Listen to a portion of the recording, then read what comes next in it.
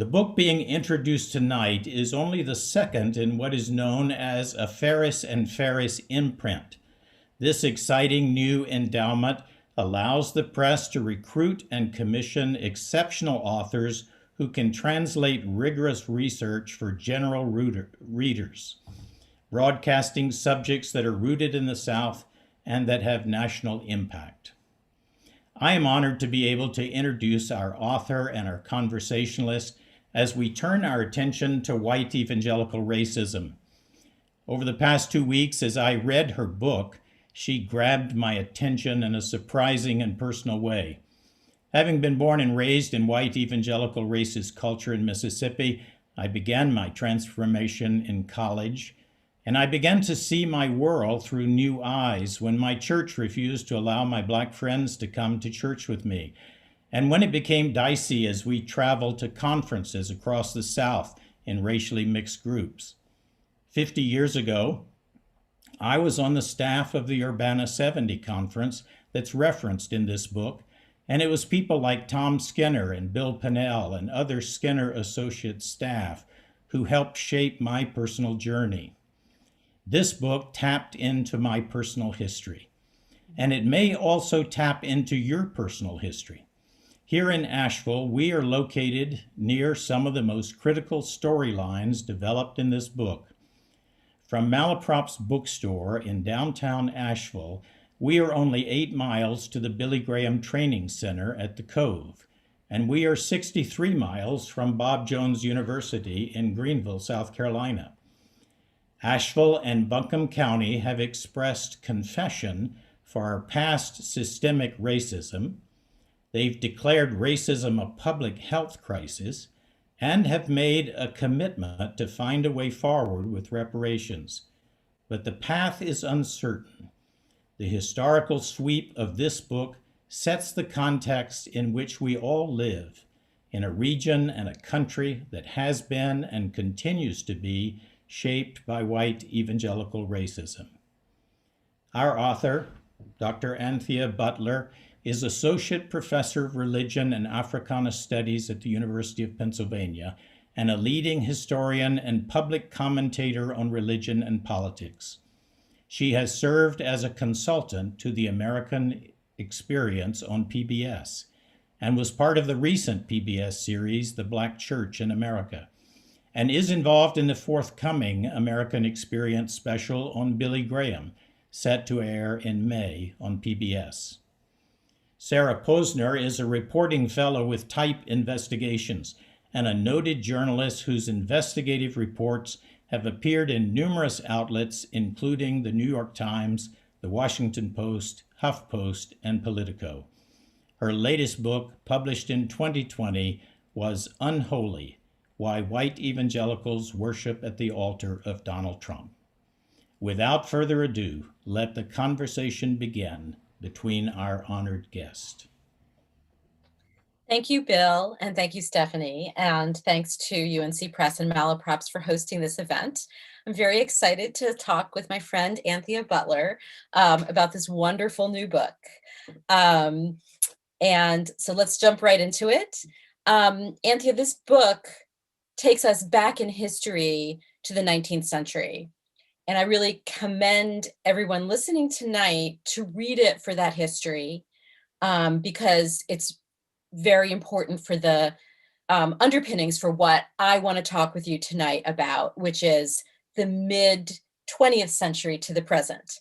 That's sort of my area of expertise as well. And I want to have a really rich conversation with you about that period and white evangelical racism and how that has affected our politics. But I want to make sure that everybody understands that the book goes back further in history, even though we're going to focus on this period tonight. So I wanted to start with the formation of the religious right in the late 1970s, mid to late 1970s. A lot of people are familiar with the Christian Coalition and the Moral Majority and Jerry Falwell and Pat Robertson, and those names are probably familiar to a lot of people watching tonight. But I wanted to talk to you, I wanted you to hone in on the subtitle of your book, The Politics of Morality in America, and talk a little bit about how white evangelicals amassed and then used political power in this period to basically sanctify political opposition to civil rights advances, such as school desegregation and voting rights. And I use that word sanctify to bring out that theme in your book, that theme of morality, and how they brought that kind of morality and ideas of what is holy and what is sanctified into our politics, and particularly in this context of civil rights. Sure thing. Thanks, Sarah. It's really great to talk to you. And thanks to Malaprop Books for having me. I think the word sanctify is really good, except that you have to think about it as an unholy sanctification of what they believed was holy. So I think that's the first thing to sort of set out.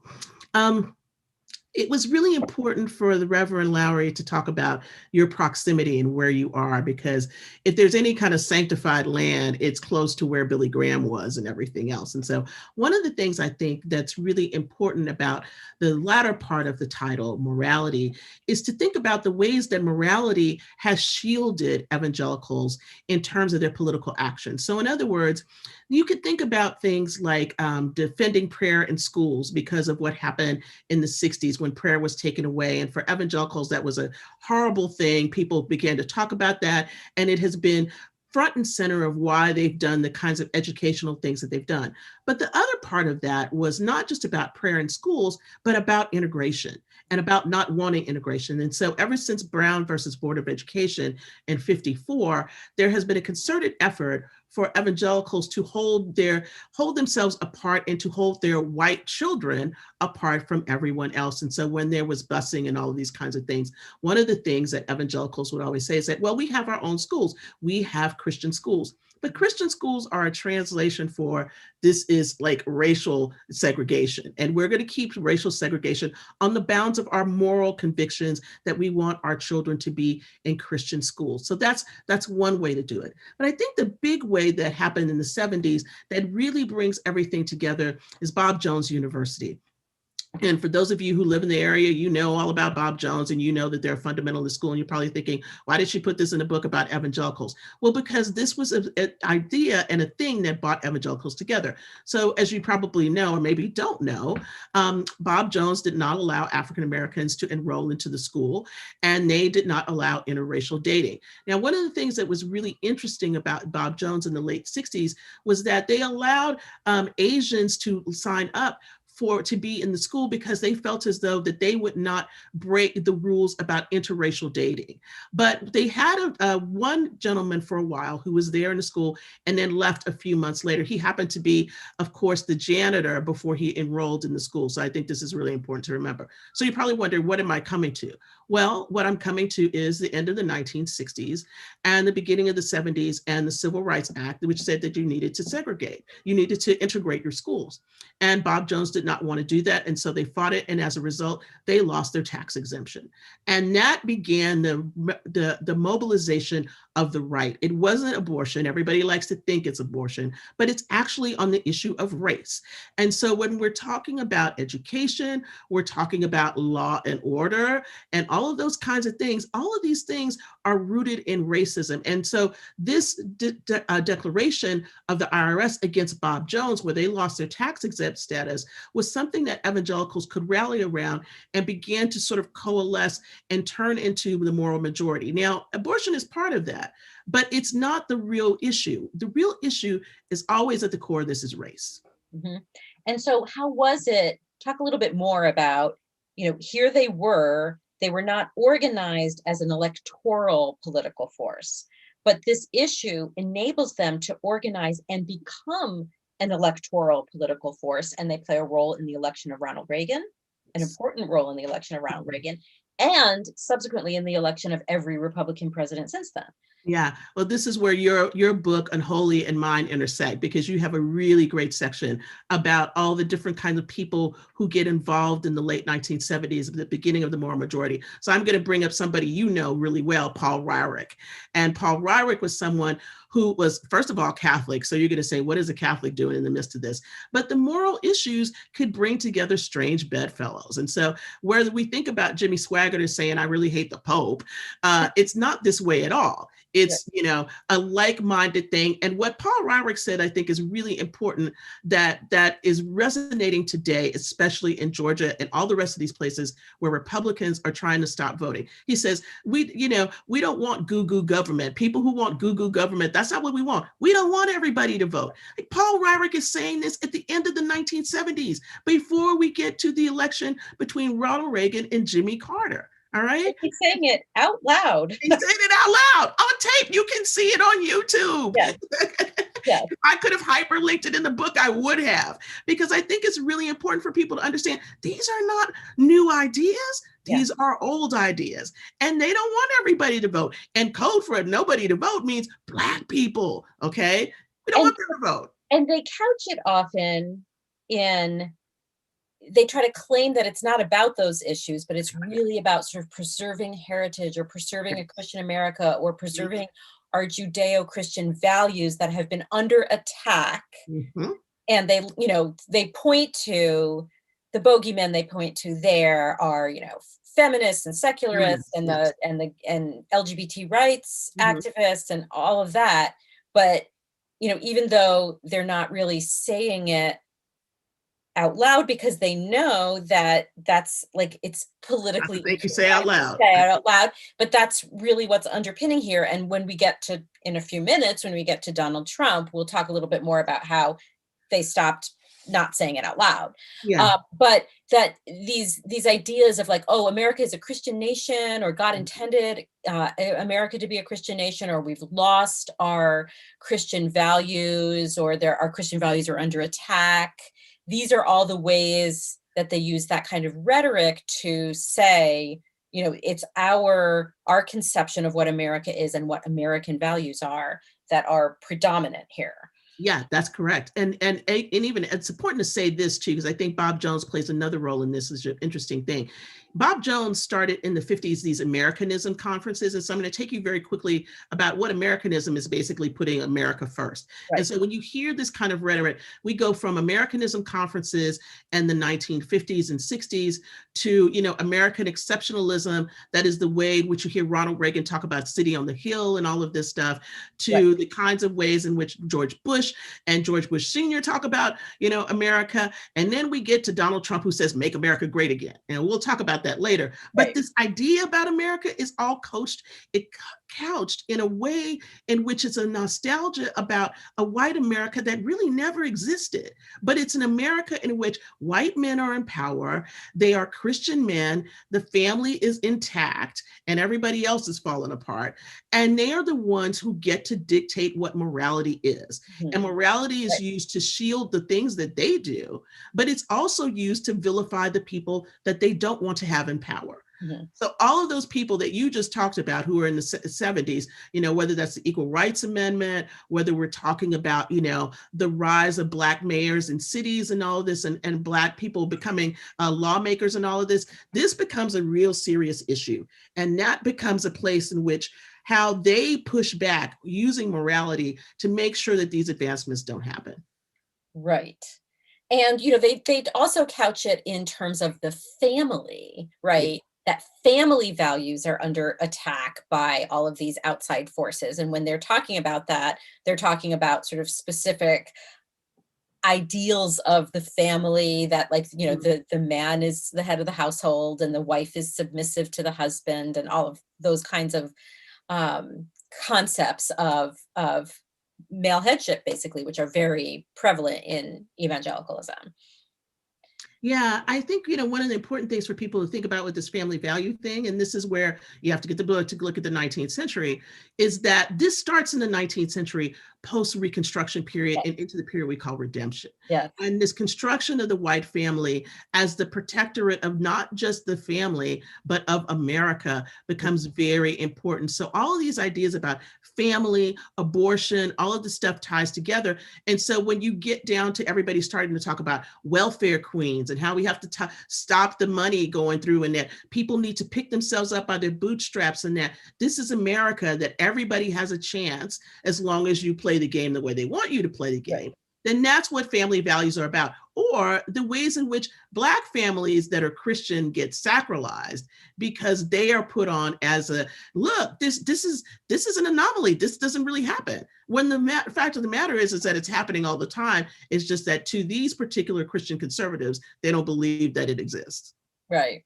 So let's pivot a little bit to the framing of what is true, genuine American Christianity. Yeah. And I want to talk a little bit about the period of the formation of the religious right, and particularly the role of Jerry Falwell in not only getting the religious right organized, but talking about all of these issues, framing these sorts of issues of like, what is the American family? What is American Christianity? And I wanted to get you to talk about how he counterposed himself to Martin Luther King Jr., right? So Falwell very notoriously distributed J. Edgar Hoover, opposition propaganda on King, and was, basically notorious for engaging in these, racist broadsides against King for being, a communist infiltrator and that sort of thing.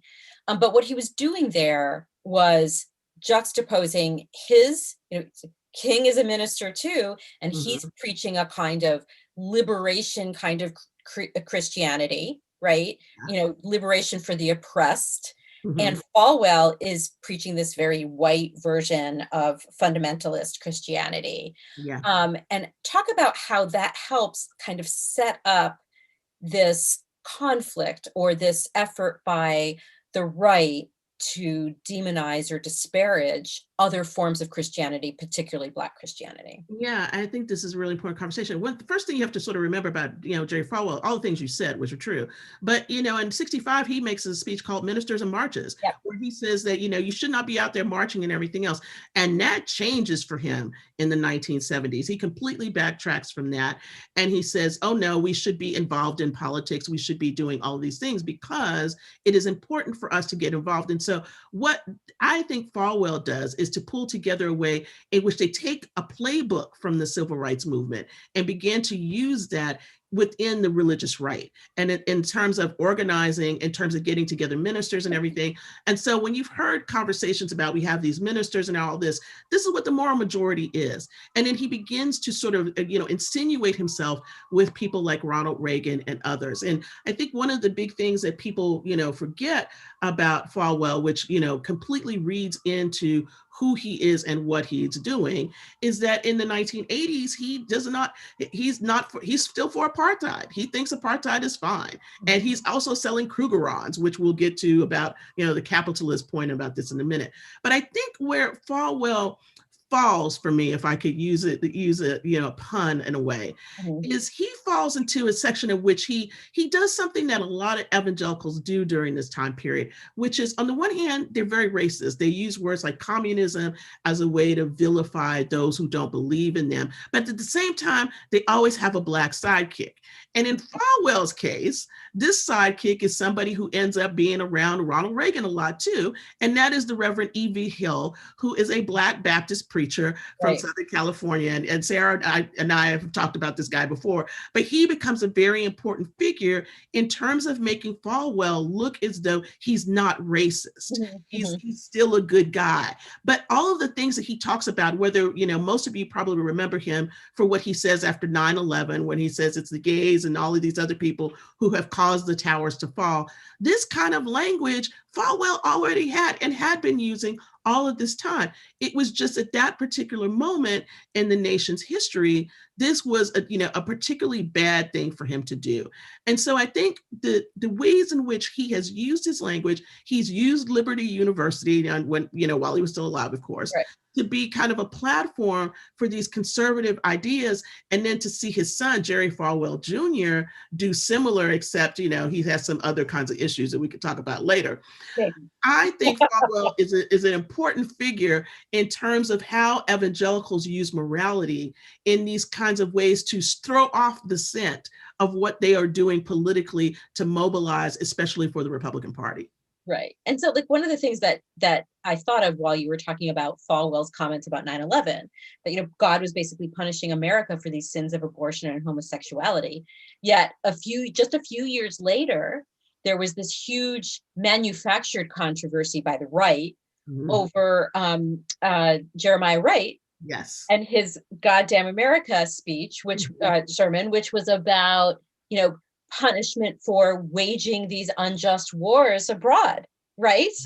Yeah. And so, why are those concepts are not different from each other in the sense that, God is going to punish you for sinning. It's just the concept of what the sin was quite different. Exactly. The concept of what the sin is and who's calling out the sin. Exactly. Black people are not supposed to call out the sin against the nation. Right. And that's actually what the Black church has done all along, is to say, you have, to use King's terms, you have given us a check mark, insufficient funds, right? But many people before King and after King have done the same thing. And so when that particular thing happened, I think what's really important to think about, right, is that this became a backlash against Black theology, as though anything that came out that was an innovation by African Americans to think about Christianity was deemed as, communist or socialist or evil or all of these other things. Anti-American, right? And you heard this during the 2020 election cycle with Raphael Warnock, okay, who is, a PhD. Senator Warnock. Senator Warnock now, yes, yeah. I actually got to remember Senator Warnock, which is really great. But I think, this is really important because it's the way that the Black church gets vilified over and over and over again by white evangelicals. They don't have the right theology. They don't believe in the same Jesus we do.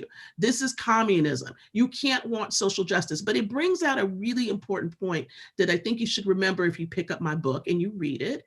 One of the things is that we're talking about how white evangelicals look at everything as individualistic. It's individual sin that's racism. It's individual kinds of things that you have to deal with God on your own. For others, it's about structural sins of racism. How are the structures constructed in this country that bring about racism?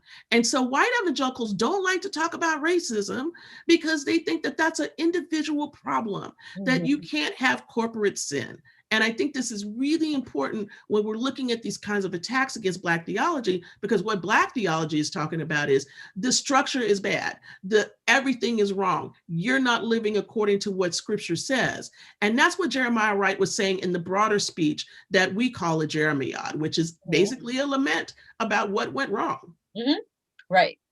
But it's very threatening when a Black preacher gives that kind of sermon or speech, that he is assessing the corporate sin of America. I mean, that's seen as a grave threat to a lot of white people. Yes, it is. And it also seems like it's unpatriotic. And so what's been interesting to me is to see this big shift about patriotism and how that got played out, let's say now, as opposed to maybe 10 or 20 years ago for evangelicals. It was a sign that you should really be patriotic. You love the country, you do everything else.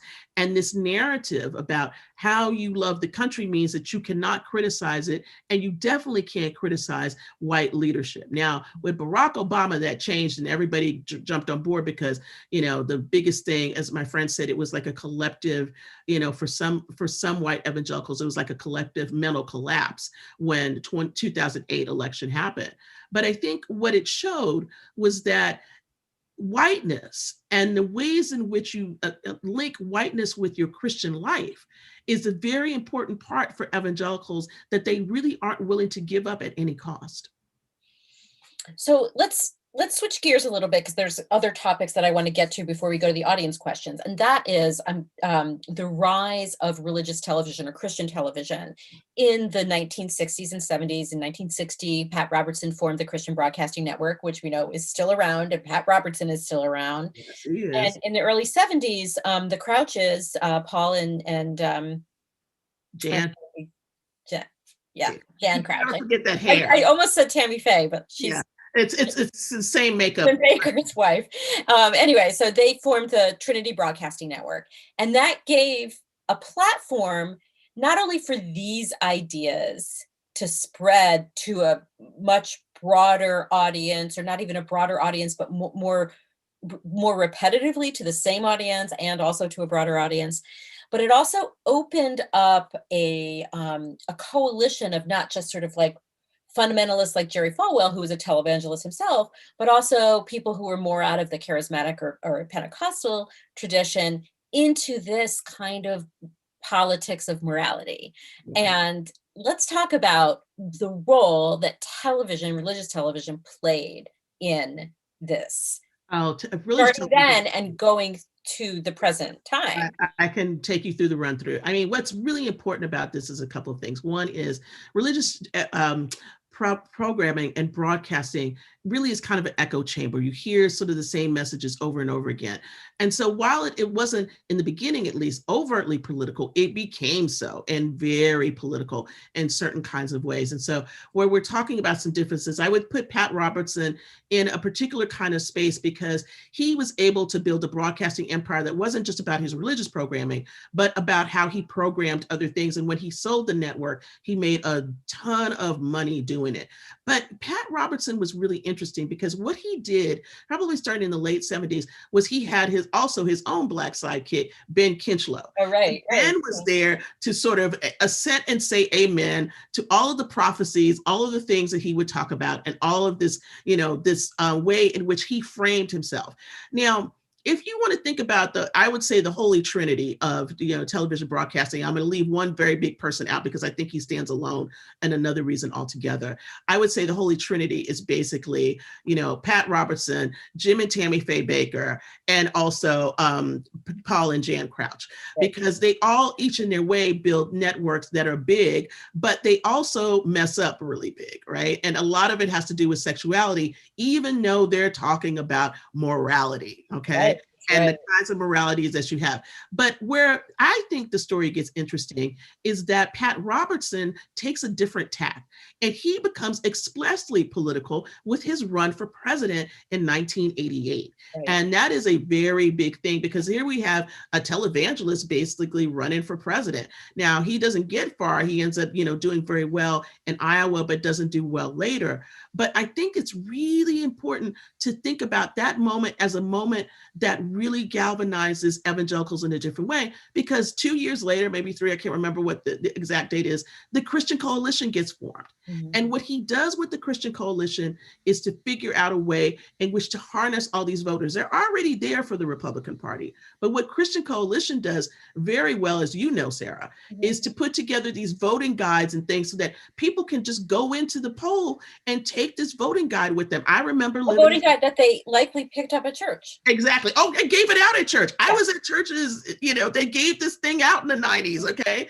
You could take that in with you and not even have to think about who you're voting for. You could vote for the slate of voters that Christian Coalition had picked out for you. Yeah. And so I think they're a really important force in how these things about voting really coalesce in a different way, much more so than I'd say what happened with the moral majority, because the moral majority was all about pastors and, pretty much about Jerry Falwell in a lot of kind of ways. Yeah. So that's one. But here's the other thing about televangelism that's really important. Televangelism brings in this sort of capitalist corporate idea about who you're supposed to be as a Christian in America. And it's a way in which to put these images in front of people all of the time. So this is where I have to bring in the person who's actually stands apart from everything, because he stands apart in a lot of different ways. And that's Oral Roberts. And you knew who was coming. Oral Roberts starts this. For everyone who saw Oral Roberts play in the NCAA basketball tournament, listen up. Everybody listen up. I mean, this is where you know that prophecy can fail, because I'm sure somebody at ORU tried to say that, maybe God wanted them to win to be a witness to everybody, but it didn't work. And I didn't put any money on them. I just want to put that out there right now. But anyway, Oral Roberts is really shrewd, because even in the 50s, he's doing both integrated meetings and segregated meetings. Mm-hmm. But when he comes with ORU University in the 1960s, who's there at the inauguration of the university? Billy Graham. He has already figured out how to get himself together and get himself in this mix of what's going on. Not only that, he starts a television show where he has the ORU singers, and they're an integrated group of singers. Yep. So he puts this whole kind of veneer over everything to say, okay, the civil rights movement has happened. Now we've got to think about how we can all be together, and we're going to be together as Christians in this particular kind of way. So it's a variety show. It's nice. There's a lot of singing. You can find some clips on YouTube if you're interested. They're really bad. but for back then they were great. And he really does this in a way in which by the time we get to the 1980s, he's doing these, he has people like Carlton Pearson doing these big Azusa revivals where it's integrated music with singing and preaching and all of this stuff. And it brings a sense of people being together, but yet they are still promoting these kinds of, ideas and policies that don't help racial groups, that are privileging white people, but they're doing it in a very different way. They're doing it through the medium of television. They're doing it through the medium of selling books. They're doing it through conferences. And this draws together a lot of different people so that when you see televangelists today, like T.D. Jakes and others, and one of our personal favorites, Paula White, they have come out of this milieu that is, that looks integrated and, very Christian on the outside, but it still has as its underpinnings the kinds of racial proscriptions that white evangelicals want in society. And don't some of the white televangelists not only have very diverse congregations and audiences, but also they appropriate a lot of Black preaching style, Black cadence in their preaching style. I'm thinking about Paula White, she does it, but also like earlier on the scene of politics was somebody like Rod Parsley, who's white, but, appropriates that in a not very like original or interesting way, but he was a very successful televangelist who tried to parlay that into politics. He even founded an organization called the Center for Moral Clarity. Like you can't get any with no moral clarity whatsoever. Clear that he was trying to make everything hinge on this idea of morality. And talk a little bit about how these white preachers used the fact that they had these diverse audiences, or that they felt like that they could preach like and sound like a Black preacher, even though they weren't preaching the words of a Black preacher. Yeah, I think, both Parsley and Paula White are really good ones to look at. I remember the first time I ever stumbled upon Rod Parsley, I just had TB on in the room because I'm interested in this stuff. I heard him preaching and I thought, oh, okay, this is this guy, right? And I thought it was somebody Black, and I came in, I saw it was Rod Parsley. I was like, but he has a big interracial church in, of all places, Ohio. And we know that Ohio is very important in presidential campaigns. And so one of the things I think that really is interesting about Rod Parsley is that John McCain went after him in 2008 because he wanted his endorsement. And unfortunately, that endorsement fell apart. And nobody remembers this, right around the same time that all the things were happening with, Reverend Wright, because of some of the things that Rod Parsley had said that were really messed up.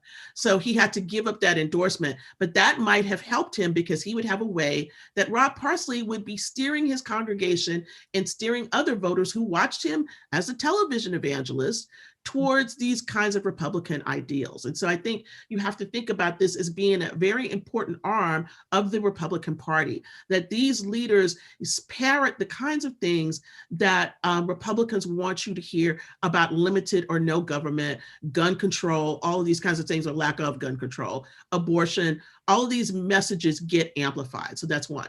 Paula White's story is really interesting because she gets started on the circuit with T.D. Jakes, another big Black televangelist preacher, in a whole series in the 90s called Women Thou Art Loosed. And she gets the notoriety because she comes out as a, very petite woman, stylishly dressed and booming with this giant voice like a Black preacher. And this really captivates audiences, and it won over a lot of the audiences and won over a lot of Black women, I have to say, at that particular time. But then she sort of makes a change, and you know that story very well, but I'm going to truncate it for you and say she meets Donald Trump, and they become friends early in 2000. So if you thought that, she just appeared on the scene with Donald Trump, that's not the case. They've been friends for a long time, and she had a condo in Trump Tower, New York. Okay. And this just becomes an interesting way to look at her as a bridge and how she's always had interracial churches. She's always put herself together with male African-American preachers and others. And that has formed a kind of an image of herself so that by the time she gets to Donald Trump, you see her alongside other, Black preachers like Mark Burke or others, and that I used to call the D list because, nobody knew where they came from, right? Yeah, thank you. Nobody knew where they came from. But this was all the charismatic and Pentecostal preachers and Word of Faith folks that she gathered up to be around Trump, so that the rise of to sanctify him. To sanctify him. Thank you very much. To make it legit. And so there's a way in which these people act as and on the one hand, appropriate Black culture, but at the same time, continue to promulgate what they would think of as white cultural moral values. Okay.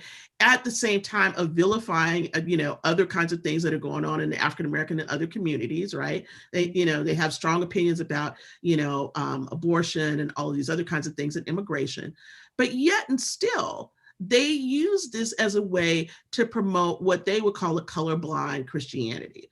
But except the colorblind Christianity, the color that you see if you're colorblind is white. So let's talk about that a little bit in the few minutes that we have left before we're going to go to the audience. Because I feel like in the mid 2000s through, say, the 2012-ish time period, you heard a lot of talk. I was at the time covering evangelical conferences and that sort of thing. You heard a lot of racial reconciliation was like a buzzword that was used all the time. And you would see these conferences and there would be these like testimonies and these tearful testimonies and hugs and things like that, that were very much, again, focused on the sort of individual as opposed to corporate racism. So like, so it very much focused on here's a white preacher and here's a Black preacher and they're friends, they're friends. And so, we've overcome racism. And then they end up supporting Donald Trump. So all of that kind of like falls by the wayside. But I thought that was an interesting period in evangelicalism where they tried really hard to make it seem like it was so, but was it? It wasn't. I mean, this is the reality is, I call it the racial reconciliation show. Basically, you have a big repentance meeting, and these even start in the 90s. You have a big repentance meeting. You say you're sorry. You put out statements. The Southern Baptists did it. The Pentecostals did it. Other churches did it. Or you put out statements, and then you go your separate ways. You have a great photo op, and you talk about this for a few minutes. But you do also have other groups like they just went out of my head really quick. You know who I'm talking about, Promise Keepers, who built their whole group around, we want to make relationships between men better and between men of color better with white men. So they go about it in a kind of a different way. But again, it's all based in one-on-one relationships. And I really think, and this is something I don't say in the book, but now thinking about it, I probably should have said it. I think those racial reconciliation things helped George Bush a lot. Because what it did for George W. Bush is it gave him people who were around him that were able to say that he was a good person, that, the war and all this happened. He gave a lot of money out through his compassionate conservatism to Black churches and people that, followed after him. But at the same time, he did things that were not good for the community. They did things that were really, quite bad for the community, honestly. And even the way that he ran his campaign on the way up to the 2000 election, and he basically said that John McCain had a Black love child. Yeah, right. And where did that rumor come from? Bob Jones University. Right. Okay? So, I mean, these are the kinds of things I think these racial reconciliation things, which are still, being promulgated as a way to do this, are starting to, I think, personally really fall apart when you look at the Southern Baptists and the ways in which they've been talking about critical race theory. Right. And that they want to ban the teaching of critical race. They want to ban this teaching. And you see a picture of 6 white seminary presidents signing off against critical race theory. And I'm like, I know none of these guys know what this really means. Okay. Right. And they've lost Black members because of that. And they've lost several big Black pastors. Yeah, that's true. So I think that this is a very important thing to say that, these racial reconciliation things are about individual relationships rather than structural racism again. And that they are ways in which the denominations and personages can pretend that it's going to be okay. and it's not. And I think also, wasn't it just kind of, laid bare, the sort of superficiality of it was laid bare by the fact of how many of these evangelicals supported Donald Trump, who was is an overt racist? Yes. There's nothing else clear. It's that, because basically what happened with, their overwhelming support for Donald Trump in 2016 and 2020, Right. let you know what the real deal was. And this is why I say that's the only good thing about Donald Trump, is that he is revelatory about who you really are when you come in contact with him. Mm-hmm. And so when evangelicals came in contact with Donald Trump, we were able to see much more clearly about the things that they truly care about, instead of the things that they tell you that they care about. Okay. They care about money. They cared about having judges because they want to strip down Roe versus Wade, and they care about remaining in power. And that Donald Trump said lots of bad things about, practically every ethnic group that he could get his hands on. And we're seeing the fruits of that right now, and what is happening to AAPI people here in this country, with the abuse that is happening, with the killings that are happening. We can see this at the border. We can see it in a lot of different ways, and the ways in which Donald Trump's racism and the kinds of hatred that he, fomented and brought out of evangelicals, because it was already there. All they needed was a push. Now this stuff is out in the open, and there's no way to get it back unless we actually confront it. And so before we move over to the audience questions, I just want to try to create the image, or recall the image of these evangelical leaders in the Oval Office laying hands on Donald Trump, blessing him, right? Yes, and blessing and sanctifying his racism. Mm-hmm. And there were Black pastors there, but who stood behind him closest? Paula White. She sanctified all of this. And so when that crazy video came out of her about calling on angels from Africa, that was racist in and of itself, because basically I'm like, what, you want the angels from Africa to come and work for you again to make this racist guy win? I don't think so. And to save the election for Donald Trump. To save the election for Trump. And there's a whole thing I could talk about with that, but we don't have time. But she's a problem. All right. So, Stephanie. Thank you both so much. I really actually just want to sit here and listen to y'all talk for as long as you would like. I mean that absolutely sincerely. Dr. Butler, thank you. You've managed to share so much knowledge in this period that I'm hoping that everyone in the audience is working to absorb as we speak, and of course should still get the book, because this doesn't even deal with, as Sarah mentioned so importantly at the beginning, the history, which is so important. How far back this started is so important. So thank you. You're welcome. We do have some audience questions. I can say right now, we probably won't get to all of them, so apologies in advance, but thank you so much for your questions, everyone. And we're going to start with Doug, who says, do you think the juxtaposition of the white evangelical church against the Black church will play a role in defending the recent voter suppression laws? And if so, how do you see that playing out? I hope it plays out, actually. And I see that as one way to think about what the stakes are for 2022 and beyond. Because, basically what you have are white evangelicals supporting the fact that they don't want Sunday voting because it means Black people will go and vote. And that is completely an affront and completely a block against what is happening in the African-American community. This is disenfranchisement. I mean, basically what we're seeing in Georgia and other places is that they want a poll tax to come back. They want people to count jelly beans again. They want you to do all of these things. And it is, in a sense, a real affront to the issues of democracy. One of the things I always like to say is that were it not for the Black church, the continual questions about democracy would not be faced in this nation, because it would be fine for everybody to just go ahead and be a monarchy or something else. And I think one of the things that the Trump administration proved in the last 4 years that it was around was that it was very much fine with a lot of evangelicals to refer to him as King Cyrus and everything else. And I've been really appalled at the fact that a group of people who used to hold on to the fact of the, the American Revolution and everything as a big deal, were so willing to have somebody like him be in power for another 4 years and to disenfranchise other people and to lie about the voting in order to keep him in power. Yeah, yes, one of many things about which to scratch the head in terms of the cognitive dissonance there, yeah. For sure. And I think that's, it just continues to be such an important thing to keep in mind, that while it doesn't necessarily always serve to hurl hypocrisy, accusations back and forth, this level of cognitive dissonance is causing tangible harm, and that's so important. And we're talking about the reach of the white evangelical church, which is so huge. We're not talking about a small subset of, it's not just a tiny little congregation. Although they are shrinking. This is Pew. The Pew is showing that those numbers are shrinking and they are aging out, and so this is part of the panic that's happening.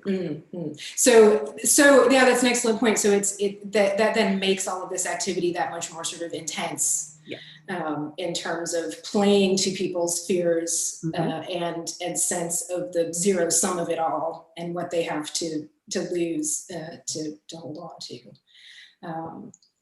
Which is the game with white supremacy in general, and those psychological and I guess moral wages of whiteness.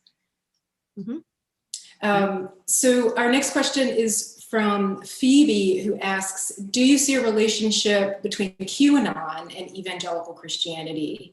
And are the types of people attracted to these two phenomena similar? Yes, they both like conspiracies, and evangelicals have traded in conspiracies a long time. Q is a natural place for them to be. What's interesting to me about Q, and I don't have time to even get into all of this, and this is something that Sarah has been doing research on too, I think, is that the role of prophecy, especially for, Pentecostals and charismatics and things, that's a part of Q. And so that is really attractive to people, except that now Q has to figure out where it goes next, because the prophecies about Trump didn't happen. January 6th was not what they thought it was going to be. It was, an insurrection that failed, but it was an insurrection nevertheless. There was another date, I believe it was March 4th, that people thought that Donald Trump would become president anyway, because that was the old inauguration day.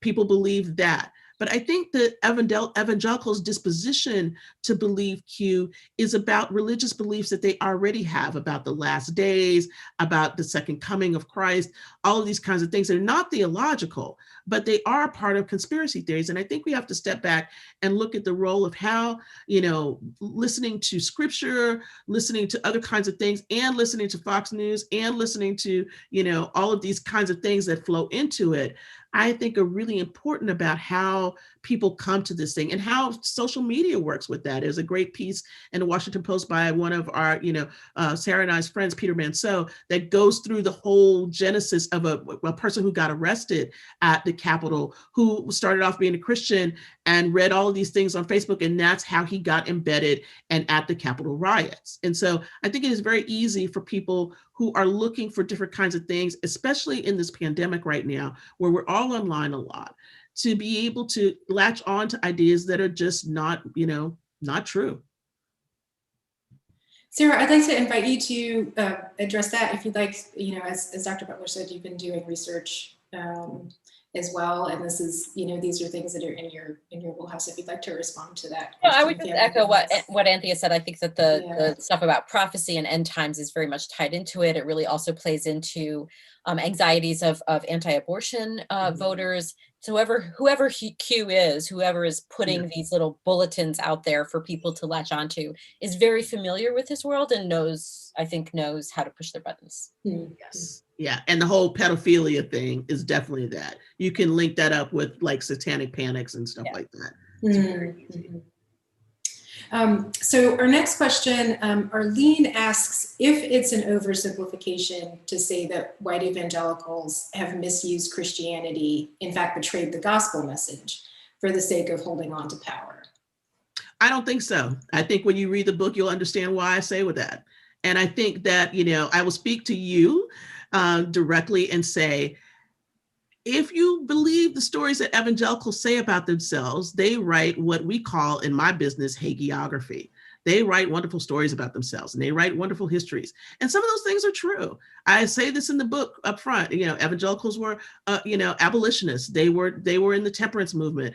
Some of them were in the civil rights movement.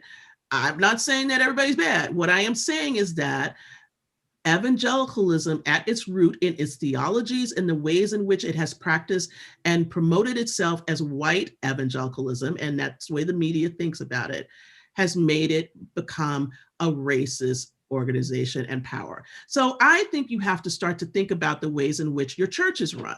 If you think about yourself as going to evangelical church, look around you. Who's in the leadership? Who's up front at the pulpit?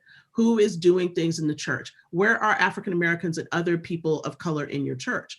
I would like you to start to think, evangelicals to think about that. And I make an explicit message to evangelicals at the end of the book to confront them about their own racism. And if you continue to see racism as just simply something that is individual rather than structural, then, this book is probably just gonna make you mad. I'll just be honest with you. It will make you mad and it will challenge you. But if you're willing to look at this history in a different light and begin to see the ways that evangelicals supported slavery, the ways in which evangelicals, did not want the civil rights movement to happen, the ways in which they tried to make sure that Black people and others did not get the same education as white people got in this country, the ways in which they were like to promote their sort of way of who they can hire and who they can't, and what women can do and what they can't, then I think you'll understand why I wrote the book. That's a great answer. Thank you. And I'm thinking of what you two were talking about just before we came to questions about the sort of racial reconciliation programs in some of these churches and with some of the high profile leaders, and how you could certainly call it racial reconciliation, but you absolutely couldn't go so far as to call it truth and reconciliation, because it's just this surface level that never acknowledges white supremacy as woven into the fabric of not just evangelical churches, but the country as a whole from the founding. And so when, for me, it just reminded me that it's important to step back and stop fighting that's the reality first, and then you can make a lot more headway and look at at all of the systemic stuff without having to worry about whether or not you're calling an individual person a racist. Yeah, exactly. And as I think that's this is the joke I always say on Twitter. I used to get called a racist a lot on Twitter because I talked about race. And so I'm like, when everybody says it to me now, I'm just like, yes, I'm a racist. I'm a person who wants to talk about racism so that we could get rid of it. Mm-hmm. And that is important to me. But I think that, this kind of back and forth double talk elides the problems that we have that are racially motivated in this country. Yeah, absolutely. So let's go to a question from Kirk, who says, to what degree might there be cracks in the armor of white evangelical racism? Are there voices of dissent from within that might give you hope? Yeah, I think there are some. I think that there are people who are, leaving evangelical churches. And I think especially younger people, I would say, 45 and under, really are trying to change what this is looking like. So that's one. I think secondarily, there are people who really were shook up, when the George Floyd murder happened, and had to rethink this because it went on all of our TV screens. And as you know, today there was even more footage that was even just, if you could imagine that the first footage was horrible, what was shown today was completely just unconscionable and so heartbreaking, but also murderous. And I think that one of the things that is going to happen is that as these things continue, and they will because it's happening, I think with the kinds of cracks in the armor you're seeing right now is the conversation, for instance, around the murders in Atlanta. That young man who was Southern Baptist said, I had a sex addiction. But I mean, like, sex addiction, it does not make you want to go out and shoot up a whole place. That is hatred. And so this emphasis on God and guns and how to get rid of, things that are hampering you in your life, and this is the way you do it. I don't think that evangelicals can continue to think that anybody will believe anything that they say anymore. And I've really seen this. I'm going to bring up something that, is not something we're going to talk about today, but this whole thing with Lil Nas X and the Satanic Panic, I've been laughing because I'm just like, nobody believes them anymore. I think this is what one of the upsides of Donald Trump has been, because of their tight support of Donald Trump, that people really don't take evangelicals seriously anymore. And so people who are in the movement have to begin to think about, do I stay? What do I do? Is this what I really believe? I mean, Beth, Moore just left. And this is she left the Southern Baptist Convention. She left the Southern Baptist Convention. She's not leaving the rest of the stuff she's doing, but she left the Southern Baptist Convention because she called them out about sexual abuse, and they continued to harangue her. She got tired of it, and she left them. And so I'm watching people start to rethink this, and I hope that the cracks are happening. Heck, I hope that the whole thing, basically cracks up and becomes something else, because this has been a powerful voting bloc. It's been a powerful, part of the Republican Party, and the Republican Party and evangelicals are in trouble both at the same time, and for the very same reasons.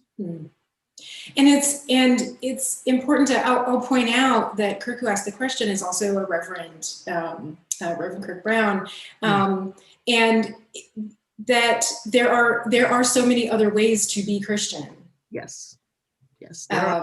And you were talking about the way Black Christians are portrayed, and the Black Christian church is portrayed, and of course falling into the same pattern of the negative stereotypes and anti-Blackness, and that brush, not being applied the other way. And so it's possible and doable and potentially really helpful for folks to revisit their Christianity, to just step one step aside, and revisit their Christianity, because this is, you're not advocating for people, I don't think, correct me if I'm wrong, to give up on Christianity. It's just white evangelical racism. It's very specific.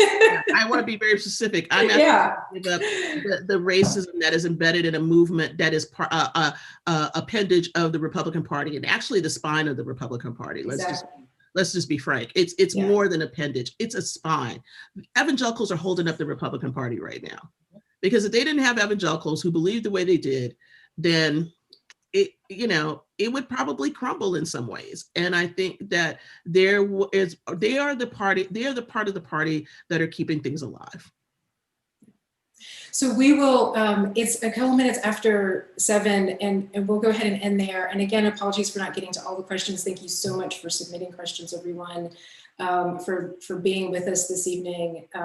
Dr. Butler, thank you so much again for the book and for the time and knowledge that you have shared with us this evening. Sarah, thank you so much for the wonderful questions and for your work as well, and for joining us. We're really appreciative. I want to end really quickly. I think that Patricia has put in the chat, and if not, will in a moment. We asked for possible book recommendations before we met, and so Anthea, I just want to mention your recommendation for The Dead Are Arising: The Life of Malcolm X by Les Payne and Tamara Payne, and point people to that as potentially a book that they haven't read that they might be interested in reading.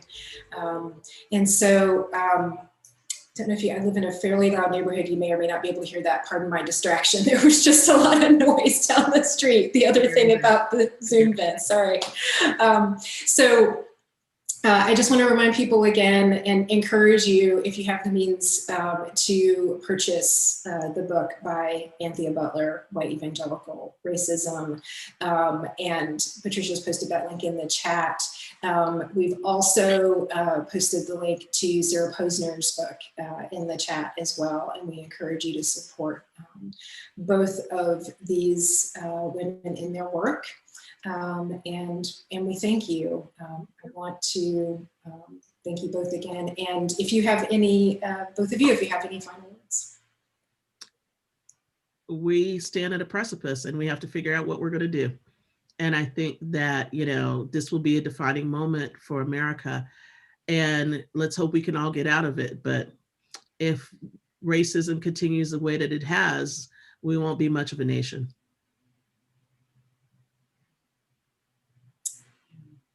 Sarah. Echo that. And I wanted to give a shout out to local independent bookstores and thank you for hosting this. And please support your local independent bookstore and Malaprops. Absolutely. Thank you. Appreciate that so much. And yeah, I hope that folks listening will take that in and sit with it and do what they can to act on it as well. Thank you for that. Everyone, good night. And please stay safe and stay well and get vaccinated when it's your turn. I'll just put that out as a personal as a personal ask. We'd love to be able to hang out with everybody in the bookstore again, and that will make us all feel a lot safer doing that down the road. So please stay safe and well. We hope to see you again or be with you again at another event soon. And take care in the meantime. Good night, everybody. Good night.